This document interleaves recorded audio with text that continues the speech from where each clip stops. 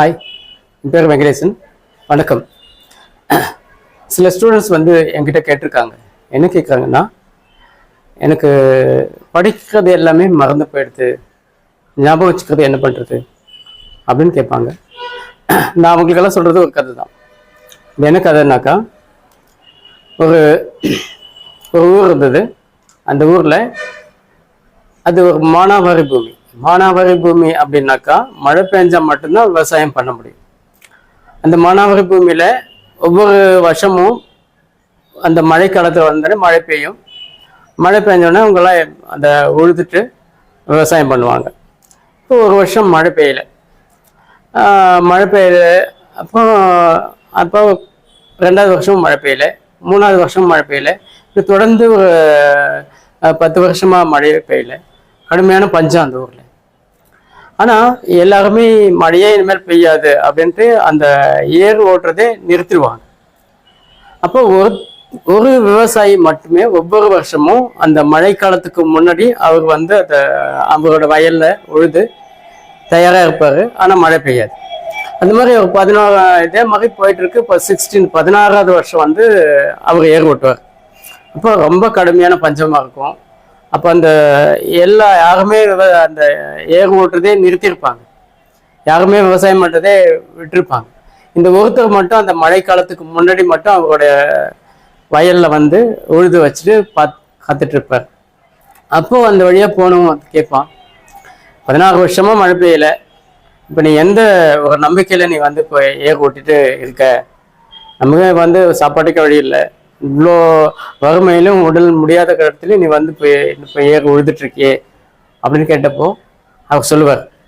என்ன சொன்னார்னா, 16 வருஷமாக மழை பெய்யல தெரியும், எனக்கு யாரும் ஏர் ஓட்டுறதுன்னு தெரியல, யாரும் ஏர் ஓட்டுறது இல்லை அப்படின்றது தெரியும். பட் இதை நான் 16 வருஷமாக இதை செய்யாமல் இருந்தேனாக்கா எனக்கு ஏர் ஓட்டுறது எப்படி அப்படின்றத எனக்கு மறந்து போயிடும். அது மறக்கக்கூடாதுன்றதுக்காக தான் நான் உழுதுட்ருக்கேன் அப்படின்னு அவர் சொல்லுவார். இந்த சொன்ன வார்த்தை மழைக்கடவுளான வருண பகவான் காதில் விடும். உடனே அவருக்கு பயம் வந்துடும்.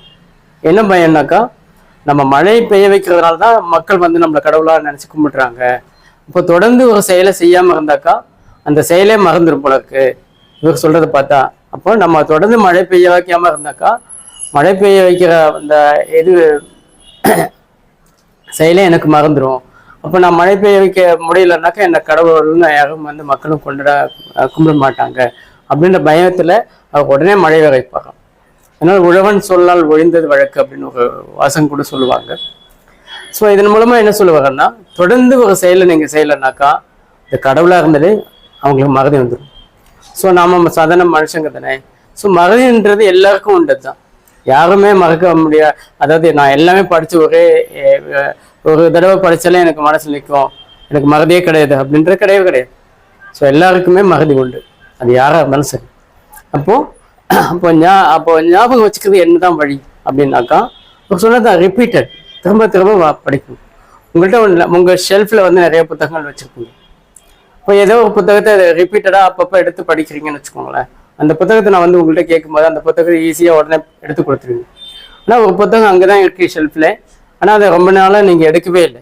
அப்போ நான் புக்கு கேட்டேன்னாக்கா அந்த புக்கை நீங்கள் தேடி அப்புறம் தான் எடுத்து தருவீங்க. அதுதான் நீங்கள் ஒரு விஷயத்தை திரும்ப திரும்ப வாசிக்குவோம், திரும்ப திரும்ப படிக்கும்போது தான் அது ஆழ் மனசில் போய் பதியும். இப்படி ஆழ் மனசில் பதிஞ்சிச்சுன்னா அது உங்களுக்கு மறக்காது. ஸோ மறதின்றது இயல்பானது, எல்லாருக்கும் உள்ளது தான்.